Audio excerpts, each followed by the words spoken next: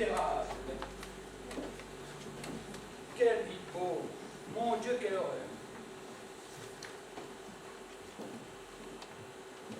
Hé, pas si pauvre que ça. 2 billets de 10 livres. Je trouve des livres dans un livre, c'est original ça. Ça me remboursera les arts. Jean Valjean et Thénardier, si vous en avez d'autres, il faut les cracher. Je crois que je les aimais Victor Hugo. Et Geoffrey. Moi. Oh, froid, tu as raison, il ne fait pas chaud cette matinée. Les dieux là-haut ont décidé de verser sur nos têtes toute l'eau du ciel. Oh, les misérables. Oui, les misérables. Je ne te dérange pas, je peux te faire la causette un moment. Ben, peut-être. Puis causer avec toi, c'était pas comme ça qu'on dit en français? Ah, si, bien sûr, mais j'étais encore avec Victor Hugo. Et que toi, ça te fait pas trop souffrir? Ah, si, terriblement souffrette. Si vous saviez comme j'ai mal, j'ai tellement mal aux doigts que j'ai l'impression des fois de ne plus en avoir. Attends, je vais regarder. Oui, mais attention, ça fait mal. Oh, ne sois pas inquiète. Pas douillette, pas douillette. J'aimerais vous y voir. Encore avec ton ivoire? Ah, ce n'est pas joli à voir. Quoi, qu'y a-t-il? Il y a plein de piou. Des fous. Non, du piou. Ah, du pu. C'est ça que tu es vacciné avec le tétanos. Je ne sais plus, peut-être. Sinon, il te faudra une piqûre. Si, je me souviens maintenant.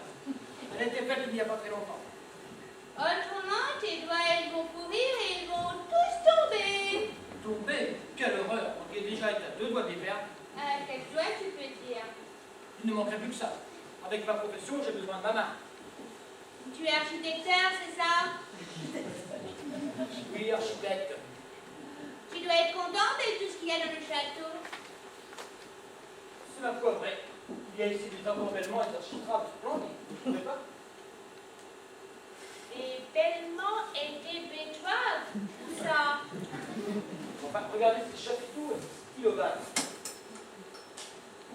Ah! Un scintillomate! Je sais ce que c'est! Moi aussi j'ai un bac stylo, regarde! Mon Dieu, quel ignorant. Mais enfin, vous ne pouvez pas rester attentif devant ces culs de langue. Regardez ces culs de langue, ils ne sont pas magnifiques.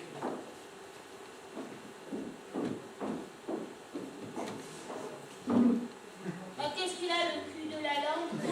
Pas terrible! Non, je ne parlais pas de la langue. Le cul de langue, ce petit support sculpté là-haut, qui reçoit la retombée d'un arc. Vous voyez, là. Ah, yes!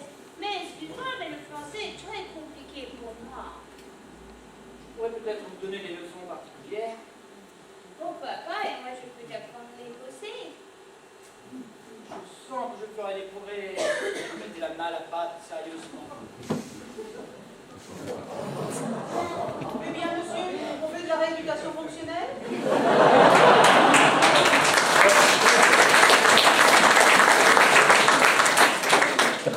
Non, je vais consulter l'infirmière pour savoir si les toits allaient fonctionner comme avant. Eh bien, apparemment, ça va beaucoup mieux. Ah oui, mais c'est encore très fragile.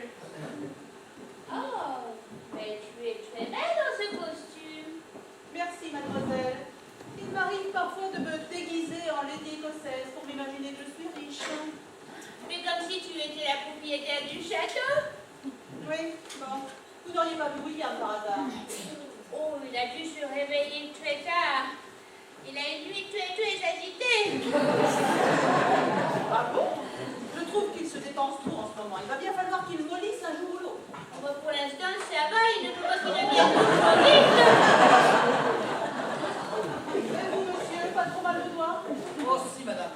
Si vous saviez comme je souffre. Ça se voit. Bon, si vous voyez William, dites-lui que je veux lui parler. Je suis aux cuisines. Bien, madame.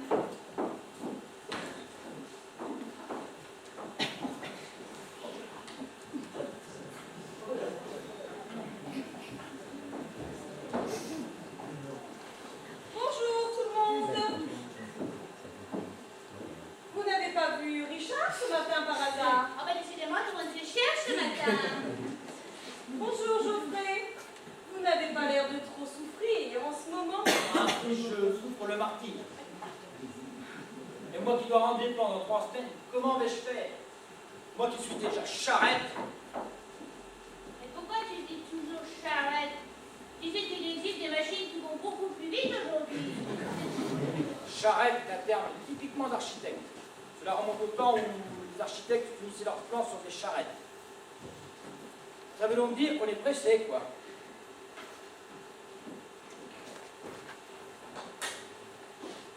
Bonjour tout le monde. Bah, je vois qu'une infirmière ne vous suffit pas. Moi aussi, finalement, je vais peut-être me casser quelque chose. Eh bien, tu ferais bien de te casser la tête pour écrire ton roman. J'y songe, j'écris. Bonjour, messieurs. Surtout, n'hésitez pas à lui demander si vous manque quoi que ce soit. Le petit déjeuner vous a-t-il satisfait? Parfait. Mais dites-moi, est-il toujours aussi copieux? Pourquoi?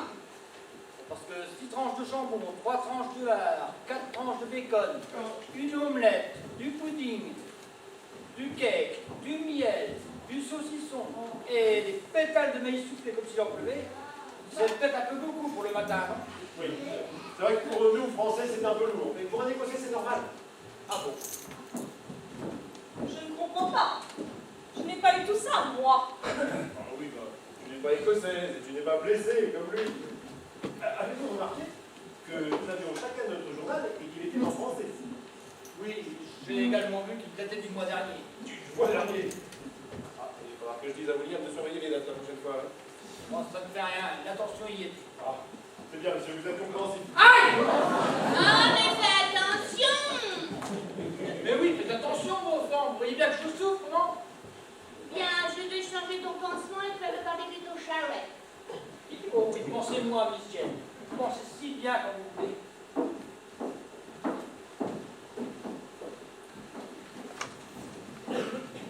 Tu as remarqué que j'ai fait des efforts avec ce client, comme tu l'attendais. Oui, je t'en remercie. Faut bien réparer les erreurs de William.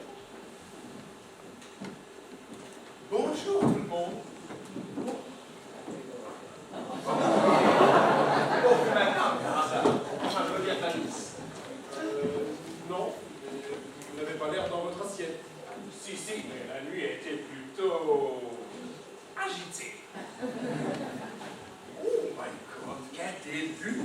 C'est formidable, on va pouvoir faire des économies d'eau ce mois-ci. I'm singing in the rain, singing in the rain.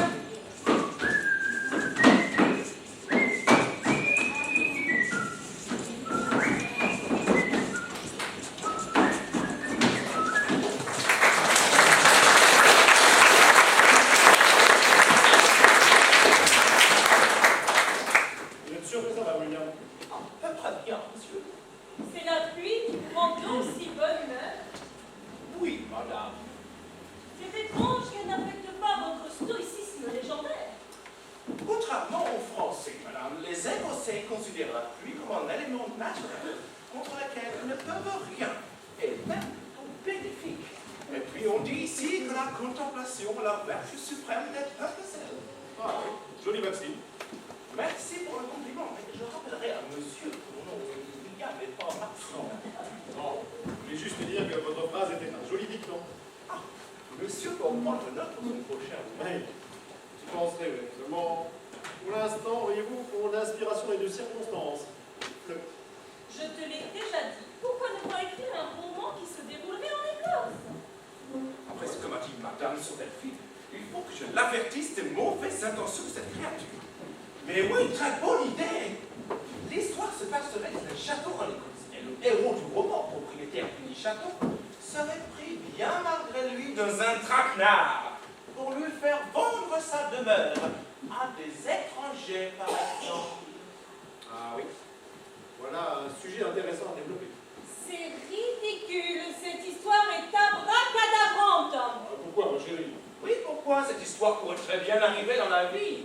Parce que les lecteurs ont justement besoin d'oublier leur quotidien. Ils ont besoin de rêves, de situations insolites. Et c'est un roman qui se déroule en Écosse. On écrit sur les fantômes, sur les Highlands et sur le monstre du Loch Ness. Voulez-vous dire que le quotidien n'est pas toujours joli et qu'il vaut mieux éviter de parler de certaines choses? De toute façon, c'est le romancier qui a fait l'évolution de son roman. Et Richard écrit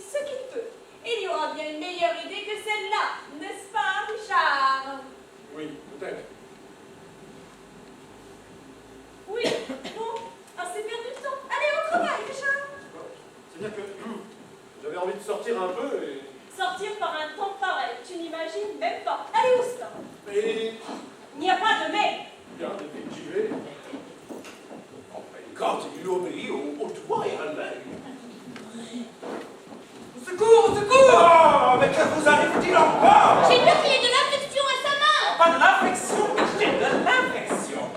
Elle est complètement fliquée, votre infirmière. Mais ne vous inquiétez pas, elle sait bien les faire maintenant, les piqûres. Mais je ne veux pas de figure. Mais c'est nécessaire, c'est une piqûre anti-titanique. Anti-tétanique, Michel, anti-tétanique. Ah, tu as vu la truc qu'il a pour une toute petite piqûre. Mais il faut absolument que je lui fasse, sinon il risque plein de problèmes. On voit bien que c'est un Français quelque heureux. Mais moi, je suis écossaise et je n'ai pas dit mon dernier mot. Par cet endroit à l'attaque.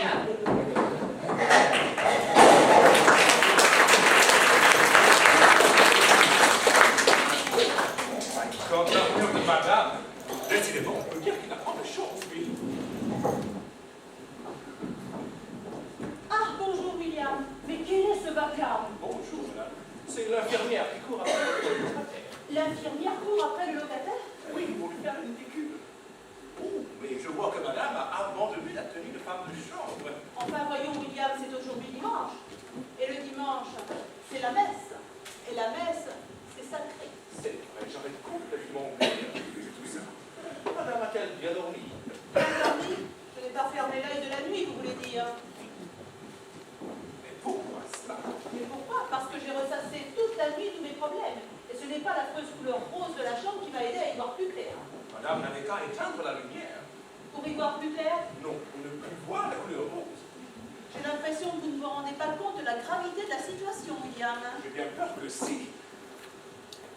Moi qui me remets à peine de mon chagrin d'amour avec Bobby, je n'avais pas besoin de tous ces envies. Enfin, je vous fais juste. Mon château risque d'être entouré d'affreux immeubles, Richard risque d'être berné par d'affreuses manigances, et le locataire risque de partir sans payer. Et pour couronner le tout, j'ai perdu mon beau déshabillé. Avouez que ça fait beaucoup en peu de temps. Oui, en espérant que ça s'arrête là. Pourquoi? Vous avez autre chose à m'annoncer? Oui. Vous allez me dire que vous couchez avec l'infirmière peut-être? William, regardez-moi. Vous n'avez pas dormi avec la petite amie de Richard? Oh non, madame, pas dormi, non. Ah bon, j'aime mieux ça. Par contre, je vous trouve une petite nuit ce matin. C'est à cause des tic-tic de cette nuit. Comment? Oh, c'est à cause des soucis de cette nuit. Je suis un peu fatigué, moi aussi. Et apparemment, vous semblez avoir beaucoup de peine à trouver vos mots. Vous avez raison, madame. Oh, en parlant de mots, j'en ai trouvé un certain maître McEvans près du téléphone. Maître Mark Evans, vite, donnez-le-moi. C'est trop bête, je ne sais plus ce que j'en ai fait. Mais enfin, que disait ce mot? Oh, madame, je ne lis pas les mots vous concernant. Eh bien, pour une fois, vous auriez dû. Vite, William, il faut retrouver ce mot, c'est très important. Bien, madame. Au fait, avez-vous parlé à mon neveu? Oui, mais seulement par allusion. Madame est énorme. Ah, elle me suit comme un vrai petit chien. Je dirais plutôt que c'est lui qui joue les petits chiens. Quoi? C'est un projet stupide, je ne peux pas le cautionner. Mais que se passe-t-il? Oh, rien, attends. Il y a déjà assez de soucis comme ça à cause de moi. Ce garçon-là m'inquiète de plus en plus. Mais ne vous inquiétez pas pour lui, madame. Richard est amoureux d'Elphine que pour ce qu'elle représente, l'édition de son livre. Mais en réalité, tout le sépare. Il est doux, naïf, passionné. Elle, c'est une femme d'affaires, carriériste et égoïste. Je ne sais vraiment pas ce qui va plus chez mon neveu, mais je trouve ça étrange. Je connais quelqu'un qui pourrait m'en dire plus sur elle, car si ce que vous m'avez dit hier est juste, cela m'étonnerait beaucoup qu'elle soit dans l'édition. Elle serait plutôt dans l'édification. Vous pensez à des immeubles? Quand je pense à ce pauvre monsieur qui pensait faire la promotion de son livre, j'ai plutôt l'impression que c'est elle qui se livre à une certaine promotion. D'un autre côté, bien entendu, cela ne nous regarde pas. Non, certes, cela ne nous regarde pas. Mais que pouvons-nous faire pour le tirer de là?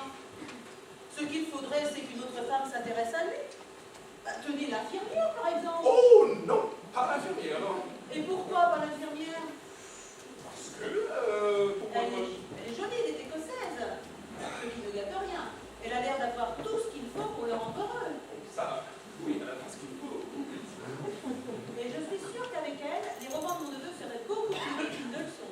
Oui, mais pour votre neveu qui est un littéraire, plutôt que l'infirmière, je verrais davantage une femme intelligente, sensible, aimant la littérature et ayant la tête dans les nuages. visage comme lui.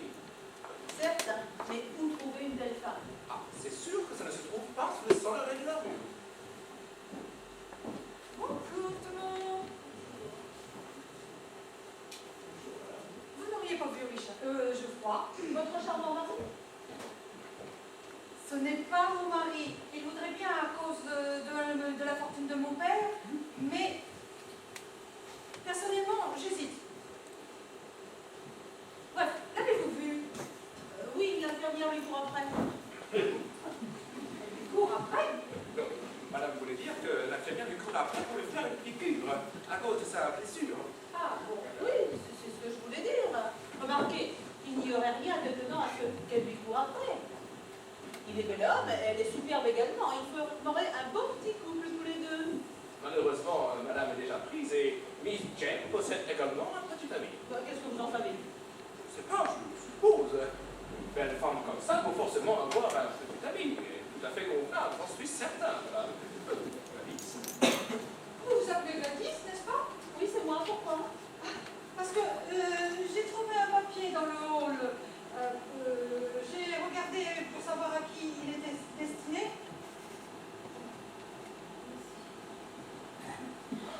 Vous ne vous imaginez pas le plaisir que ça me procure. Merci, merci mille fois. Si c'est ce que je crois, je vais devenir la plus heureuse des femmes. Et ce sera grâce à vous. Grâce, c'est le cas de le dire.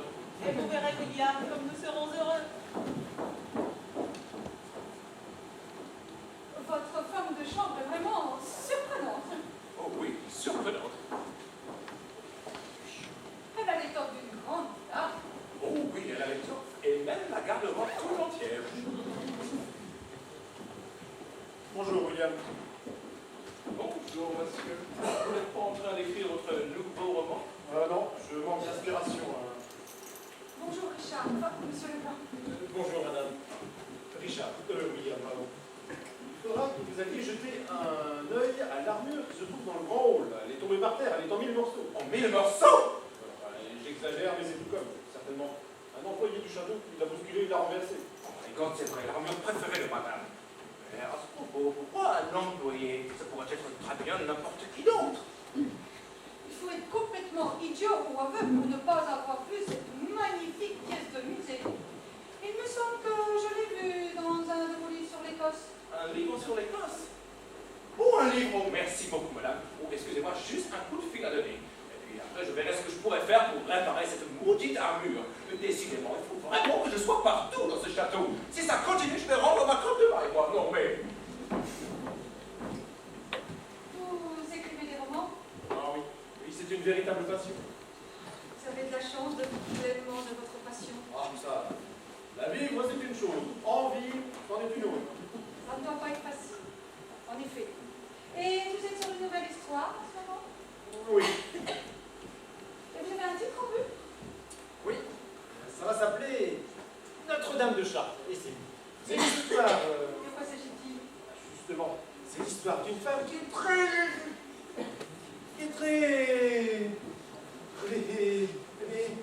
laissée pour compte. Oui, elle est laissée pour compte. Elle tombe amoureuse d'un bohémien qui danse sur le parvis de Notre-Dame de Chartres. Ça ressemble beaucoup à l'histoire d'Esmeralda et de Quasimodo. Oui. Donc, Mais apparemment, dans votre histoire, il semblerait que ce soit la femme qui s'est bossue et très laide, je suppose. ah oui, si on veut, oui. Eh bien, je vous félicite, monsieur.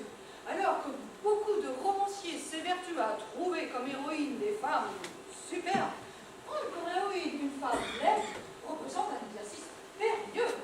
Bien oui, là, oui. Ça va sortir des sentiers battus. Ah, madame, je te cherchais. Ton mari, il se cogne la tête dans l'armure du hall. Ça m'étonne pas, elle a toujours eu la tête en l'air. Et il y a beaucoup de boulot. Ah, bah, complètement destroy. La tête de Geoffroy? Non, l'armure, elle a perdu la tête. Mais ne t'inquiète pas, je l'ai bien soignée. Vous avez soigné l'armure? Non, ton mari. Mais depuis qu'il a reçu un coup sur la tête, il n'est plus le même. Ah bon? Non, il est plus sympathique si tu préfères, il est mieux. Ah oui. Je vais aller filer un coup de main à William. Je pense qu'il va avoir des problèmes pour réparer son armure. Oui, vas-y, il est comme Geoffroy, il ne sait plus où donner de la tête. tout à l'heure. À tout à l'heure. Et où est Geoffroy actuellement? Il se repose dans la chambre là-haut. Oh, mais dis donc, tu es beaucoup plus jolie sans tes grosses pinottes. Pourquoi tu ne les enlèves pas plus souvent? Parce que je suis bien comme une taupe et que sans elle, je ne vois presque plus rien. Tu devrais essayer les lentilles. Ah, je ne sais pas, j'ai jamais essayé et j'ai peur de ne pas les supporter. Ah, moi, au début, j'avais peur de ne pas pouvoir supporter mon gros nounours. Et puis, je l'ai essuyé et maintenant, je le garde. Votre gros nounours. Oui, mon petit ami. Et puis, il faut que tu t'habilles autrement que ça. Excellent.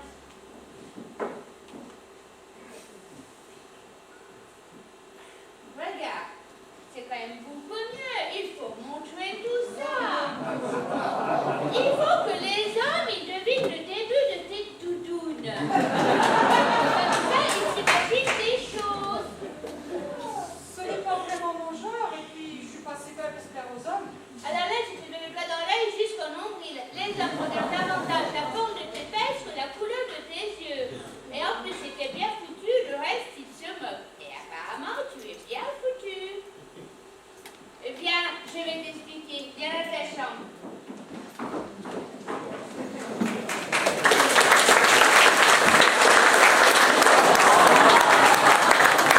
Essaye de jouer avec les armures, ça ne va pas arranger nos problèmes, ça.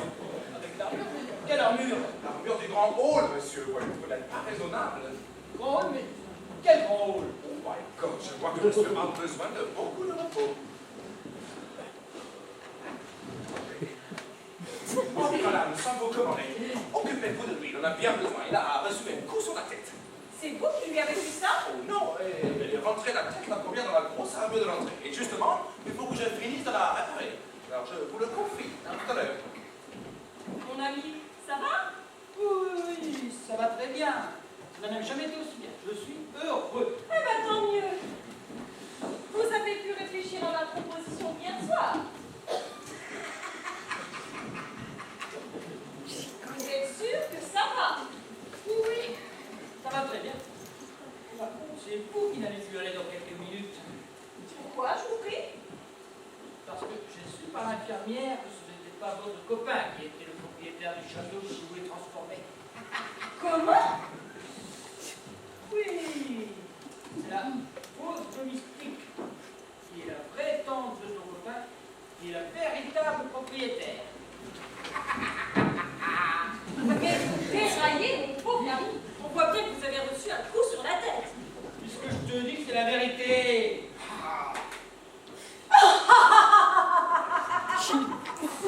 Vous aussi, vous avez reçu un coup sur la tête? Ah, tu vas voir. Ça fait plus de 3 mois que j'essaie de lui faire signer ce compromis de vente d'un château qui ne lui existe pas. Oh, il va me le payer cher. Oh, je crois que j'ai fait une gaffe, moi.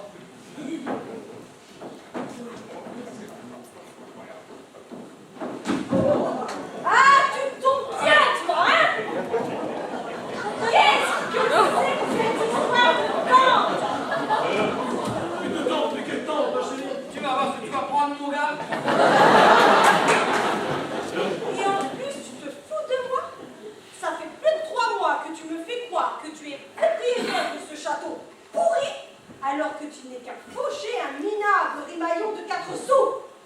Je l'avais bien dit que tu allais te faire sonner les cloches. Tais-toi, je ne veux plus t'entendre. Tu m'as honteusement abusé, tu t'es servi de moi. Parce que mon père est éditeur et que tu pensais pouvoir éditer un de tes romans. Oh, je suis blessée dans mon amour-propre. Plus jamais je ne pourrai regarder un homme comme avant, sans penser à la cruelle déception que j'ai eue avec toi. Oh, c'est beau. C'est dramatiquement beau.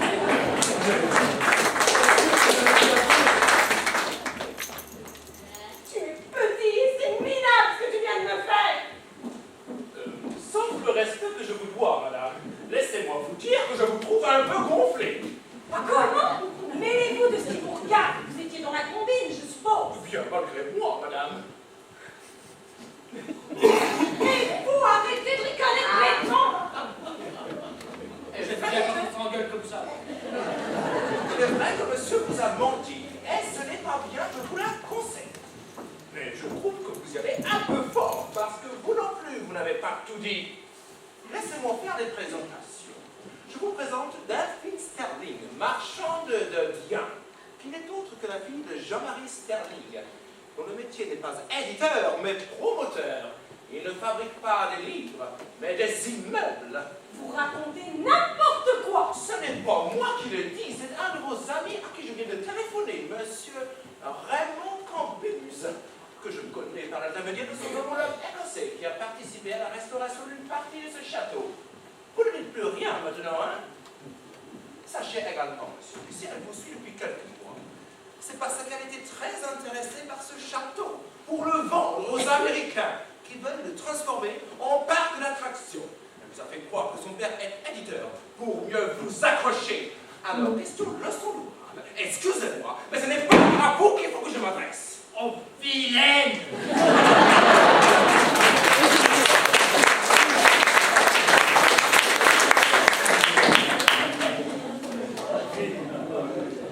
C'est pas vrai, n'est-ce pas? Je t'aimais, moi. Alors c'est toi qui as abusé de ma naïveté? L'amour, l'amour. Vous autres, les hommes, vous n'avez que ce mot-là à la bouche. Mais qu'est-ce que tu crois? Que j'allais rester avec toi pendant des années dans une chaumière et un cœur, à torcher les gamins et à regarder la télévision comme deux potiches tous les soirs? Mais non, t'as rien compris, c'est pas comme ça que je vois la vie. Moi, ce que j'aime, c'est l'aventure, le risque, le pouvoir et l'argent facile. Et c'est pas un petit romantique comme toi qui va me faire changer la vie.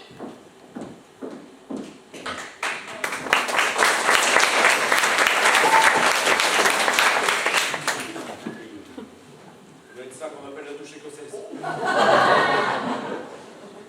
Mais il n'y a pas de regret. Ce n'est pas une femme faite pour vous.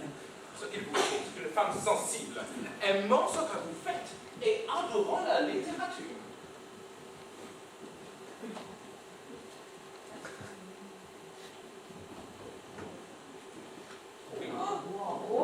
Merci. Vous n'avez qu'à prendre mon ami, il est exactement comme vous dites. Qu'est-ce qui lui arrive? Oh non, ça n'a rien. Il a reçu un coup sur la tête. C'est à cause de l'armure? Oh, Jane, tu as raison. Il est drôlement amoché. Ne t'inquiète pas pour lui, ça va revenir dans peu de temps.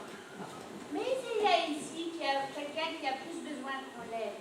Vas-y et suis les conseils de Sister Jane.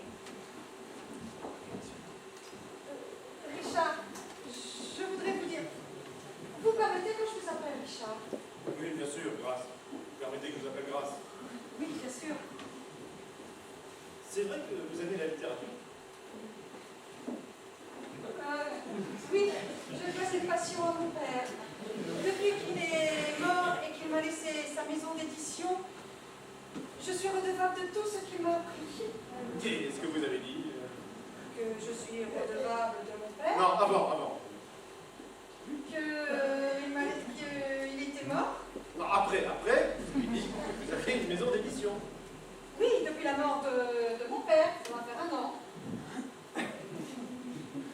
Et justement, je pensais que puisque vous écrivez des romans, je pourrais les éditer un jour. Vous feriez ça pour moi? Ah non, je ferai ça pour vous. Oh, tu as vu ma bonne chose, elle a reçu des conseils de Jane. Ils ne sont pas beaux tous les deux, vous ne trouvez pas? Ah, ils sont beaux, ils sont romantiquement beaux. Ça vous dirait de faire un bout de chemin avec moi? Oui. Et vous, accepteriez-vous une femme avec moi? Je veux. Si ça continue, on va les voir.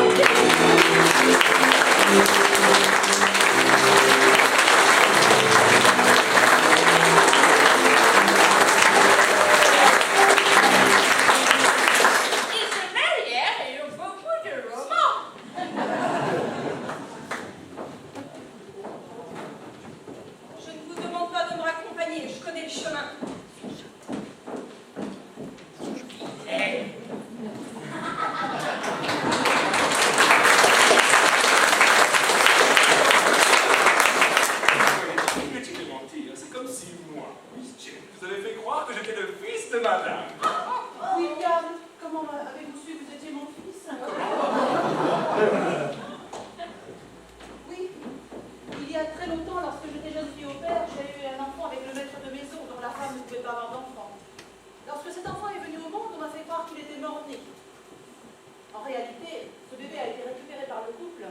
qui avait soudoyé la clinique. Malheureusement, ça ne leur a pas porté chance. Le couple est mort dans un accident de voiture et le petit s'est retrouvé orphelin. Une infirmière, présente au moment de l'accouchement, a raconté un jour cette histoire à son fils devenu avocat, et mon avocat, maître Mac Evans. J'ai eu des doutes lorsque je vous ai embauché et que j'ai vu votre nom de famille, Mackenzie, William Mackenzie, et vous veniez de la petite ville de Balmoral, comme les Mackenzie que je connaissais. J'ai fait faire de nombreuses recherches depuis quelques années, et aujourd'hui, j'ai eu la preuve que tu étais mon petit William. Nous allons rattraper le temps perdu. Viens que je t'embrasse. Nous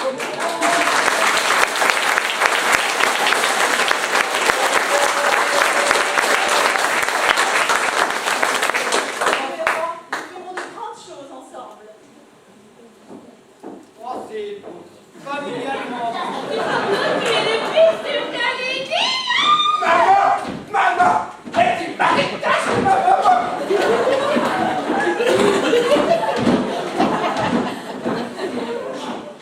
La fille de Macintosh, vous avez dit qu'elle s'appelle Macintosh. Oui, bien sûr. Ça, c'est la meilleure. Pourquoi? Parce que la location que je prête, c'est au nom de Lady Gladys McCormick, et pas Macintosh. Le McCormick, c'est le château d'à côté. Le château d'à côté. Je me suis donc trompé de château. Je n'ai plus qu'à faire mes valises. Ah, elle n'a pas idée non plus, ça fait tous pas quelque chose. Je vous jure, je m'en souviendrai de mes vacances en Écosse.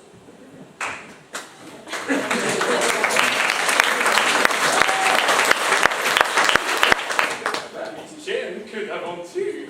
Dis, maintenant que tu es le fils de la propriétaire du château, je vais pouvoir venir tous les jours. Oh oui, tous les jours. Et on pourra faire pique-nique tous les jours. Tous les jours.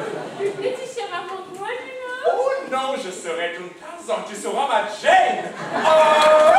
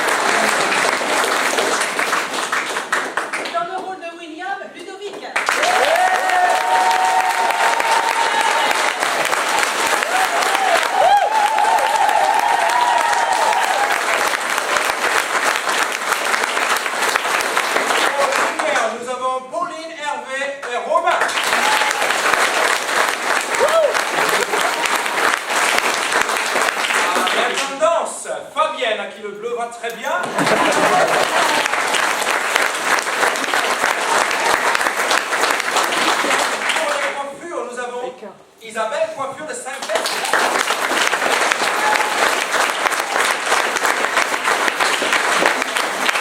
Costumes et accessoires, Alain et Marie.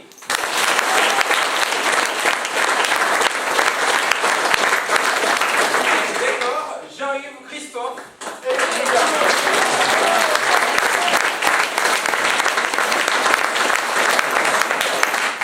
Les affiches et le programme